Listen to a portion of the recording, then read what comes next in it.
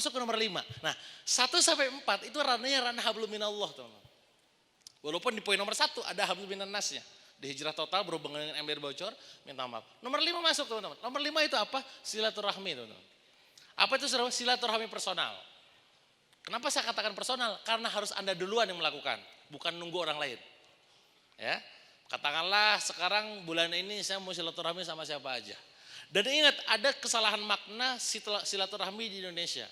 Mereka mengatakan ketika saya berkunjung sama Akang itu disebut silaturahmi.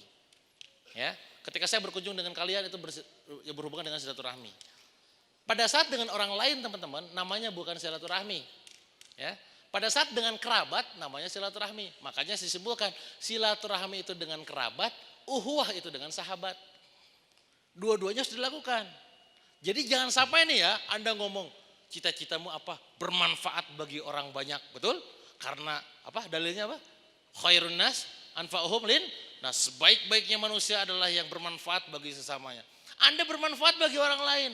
Pas ngelihat ibu sendiri, anak sendiri, pasangan sendiri, bibi, paman, eueuh nu layak hirupna kabeh. Anda ngomong keluar pengen manfaat, orang terdekat mana? Gak bermanfaat kamu sama orang terdekat. Artinya apa? Silaturahmi itu mulai dari kerabat. Kerabat itu siapa? Keluarga kalian. Ibu kita, paman kita, bibi kita, adik kita. Itu yang terdekat, kerabat. Baru sahabat. Jangan kebalik, mendahulukan sahabat, menghancurkan kerabat. Anda punya mobil luar biasa hebat, Alphard, tapi orang tua sendiri kemana-mana, susah Pak. Ini hati-hati. Makanya poin silaturahmi adalah poin membahagiakan orang-orang terdekat. Nomor 1 itu. Baru yang kedua adalah membahagiakan sahabat. Setelah orang-orang terdekat, kerabat, baru sahabat. Bukan dibalik, sahabat dulu baru kerabat. Apalagi kerabatnya gak ada, bahaya. Makanya personal. Coba checklist di rumah, kira-kira pernah punya masalah gak sama bibi? Ya, sama kakek, sama adik. Kalau ada minta maaf, sama dengan poin nomor 1. Saya heran Pak, ketika saya berguru waktu itu sama salah satu guru bisnis saya. Pada saat saya datang teman-teman, Pak saya utang banyak 8 miliar, kira-kira apa pertanyaan guru saya? Aneh Pak, pertanyaan nomor 1, ada masalah gak sama orang tua? Katanya, ini guru bisnis atau ustadz ini kan? Ada masalah gak sama orang tua? Enggak. Oke, nomor 2, ada masalah gak sama pasangan? Enggak. Ada masalah gak sama keluarga? Oh iya ada sama ini sama. Beresin dulu katanya. Jangan dulu ngomongin yang lain-lain, itunya belum beres. Kalau ada papan di sini teman-teman, sebelum bisnis bertumbuh, family harus bertumbuh. Self, family, bisnis baru sosial. Hati-hati juga dengan yang fokusnya ke sosial. Di mana-mana kita ngomongin sosial, tapi bisnisnya nggak bertumbuh, familynya hancur, dirinya sendiri apalagi. Makanya ini kehidupan teman-teman. Makanya yang kelima adalah silaturahmi personal. Coba lakukan silaturahmi dengan orang terdekat kita, kerabat kita. Kalau ada salah kita minta maaf. Kalau dia yang salah kita juga yang minta maaf. Loh kumaha sih Kang aneh? Ya memang aneh Pak. Ya. Hanya orang aneh yang bisa melakukan hal-hal aneh. Benar gak? Loh. Tidak ada yang namanya tidak masuk akal. Yang ada adalah akalnya belum masuk. Udah. Loh iya. Nggak mecahin yang namanya laut dengan tokat tidak masuk akal. Ya, nggak masuk akal. Bulak-balik sofa marob muncrat di Ismail tidak masuk akal. Dewa Eka Prayoga 21 tahun menikah, 21 tahun kena hutang, 26 tahun lunas hutang. Tidak masuk akal.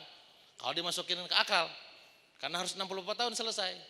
Dewa Eka Prayoga pada saat vonis dokter 80% mati, kok bisa sehat lagi? Tiba-tiba sekarang bisa ngomong di depan, tanpa ada cacat, tanpa ada celah, bisa ngisi workshop di depan ini di TSM. Di Luxury Hotel kemarin beberapa hari yang lalu, jam 8 pagi sampai jam 11 malam bisa ngomong. Dokter vonis aneh-aneh, tidak masuk akal. Tuhanku adalah Tuhanku, Allah, bukan dokter. Dokter vonis apapun terserah sakarapmu, emang itu kamu. Aku mah bukan itu. Gitu. Nah ini, Dewa Eka Prayoga teman-teman, kalau Anda ngikutin saya ngikutin yang namanya affiliate marketing. 23 kali saya ikutan, alhamdulillah izin Allah bukan karena saya hebat, tapi 23 kali menang. Oh itu sih gak masuk akal. Memang gak masuk akal. Karena pada setiap saat sedekah, saat ikutan kontes, saya selalu dimulai dengan yang namanya sedekah dulu. Itu adalah salah satu amal yang mungkin jarang dibuka. Jadi kalau menetapkan target itu bukan target omset berapa, bukan. Target sedekah berapa tahun ini. Bulan ini berapa. Minggu ini berapa. Hari ini berapa. Karena kenapa? Karena saya tahu masuk ke poin nomor 6. Nyambung, sedekah brutal. Ya, sedekah brutal. Apa itu sedekah brutal, Kang? Sedekah yang dilakukan dengan cara terbaik. Dengan nominal terbaik. Ya. Anda sekarang di tabungan punya 5 juta, sedekahin 4 juta. Tapi kan kok anak dahar naon, dahar sangu, enggak cicing tong protes. Kumaha cara nama kumaha engke we. Iyalah. Kan Anda bisa usaha, apapun itu caranya. Coba lakukan hal-hal yang aneh, teman-teman. Bab sedekah doang nih, bab sedekah doang ya. Pertama pagi hari, sedekah pagi. Ini ada dalilnya, teman-teman. Setiap pagi jangan pernah lewatkan kecuali dengan sedekah. Malaikat turun 2, ngedoain, ya Allah, kalau misalkan yang enggak sedekah pagi hari didoain bangkrut ke malaikat. Satu lagi yang sekiranya sedekah didoain berlipat-lipat dan berkah rezekinya. Maka mulai hari ini dan besok, teman-teman, besok pagi nih, agendain, direncanain sedekah tuh, pakai HP. Misalkan penghasilan orang sekarang 3 juta, alokasi sedekah sebulan misalkan 1 juta misalkan. 1 juta dibagi 30 berapa anak-anak? Berapa? 33.000. Maka setiap hari coba agendain 30.000 masukin kenceleng. Atau ke orang yang sekiranya dibantu, bantuin tuh. Atau 30.000 lah, 10.000 kan. Yang penting rutinnya. Ya, Allah suka amalan yang kecil tapi istiqomah.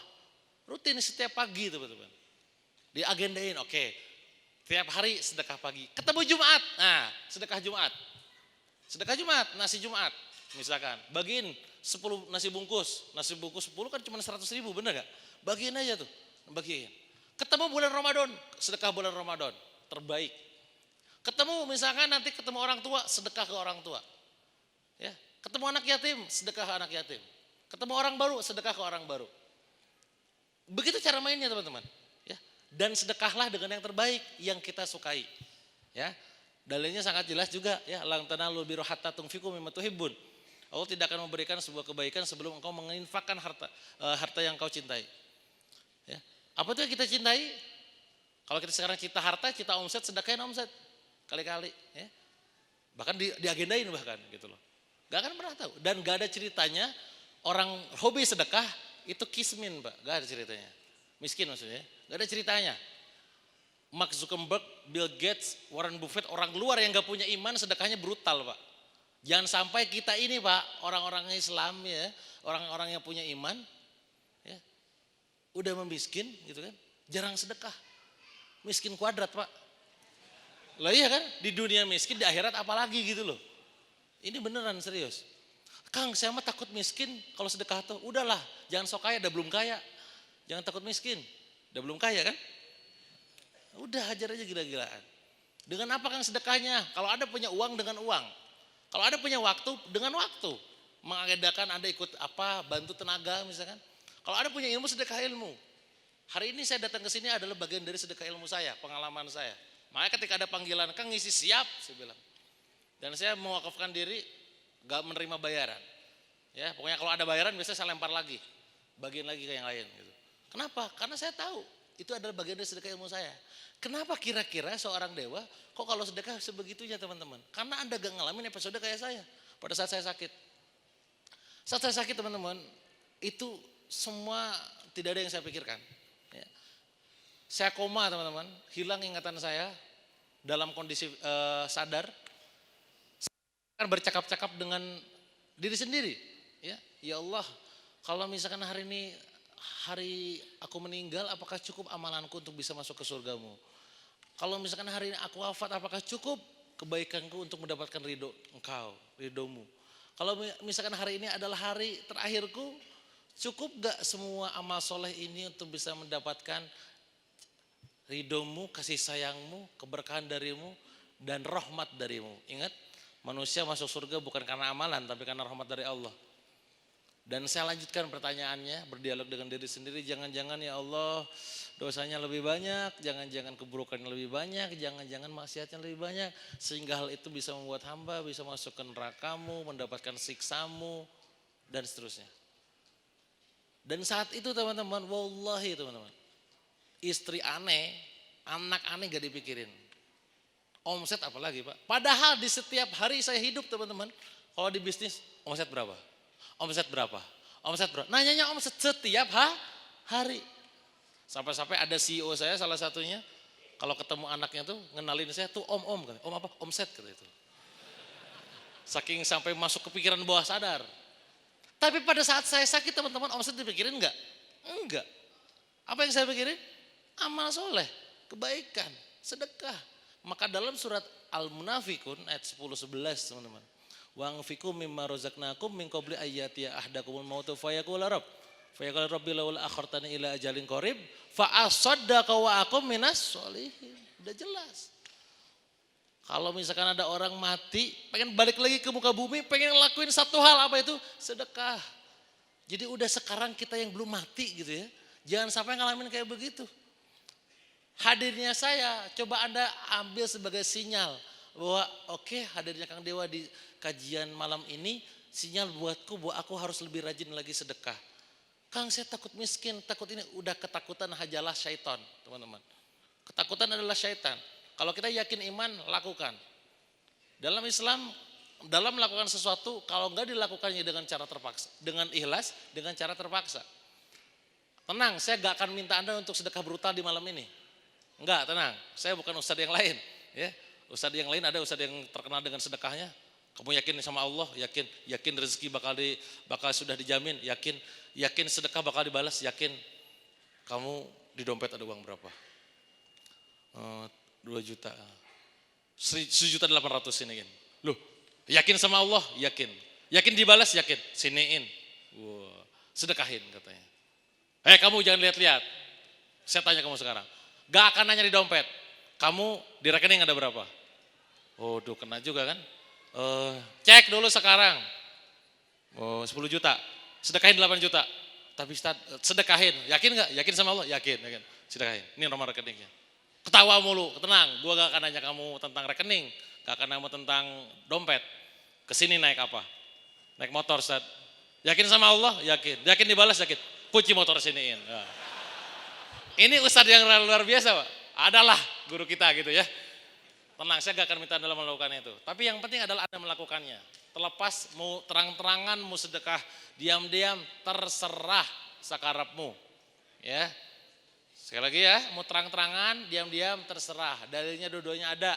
Ya, Kang jangan terang-terangan nanti ria. Ya, daripada lu gak sedekah ria mulu. Udahlah, ya. Positive thinking lah. Ingat, balik lagi poin 1, jangan buruk sangka sama orang. Orang yang sedekahnya terang-terangan bisa jadi diam-diamin lebih banyak, cuman gak ngomong. Udah jangan sering ngurusin hidup orang mulu gitu. Udah fokusin aja mikirin diri sendiri lah. Nah itu poin nomor 6 teman-teman. Apa itu sedekah bro? Brutal. Kenapa brutal? Karena paling fenomena, jeder-jeder aja udah. Ya. Sedekah paling nikmat itu adalah ketika nilainya memang paling besar dan kita gak kuat ngeluarinnya. Tapi pada saat udah ngeluarin plongnya minta ampun, Pak. Apalagi pas udah dapat keajaiban, keterusan, Pak. Kang, nah saya udah keluarin terbaik, nah belum baik. Nah, itu ujian kesabaran, tenang. Ya. Terus aja lakukan yang terbaik, jangan buruk sangka sama Allah. Itu nomor 6 teman-teman.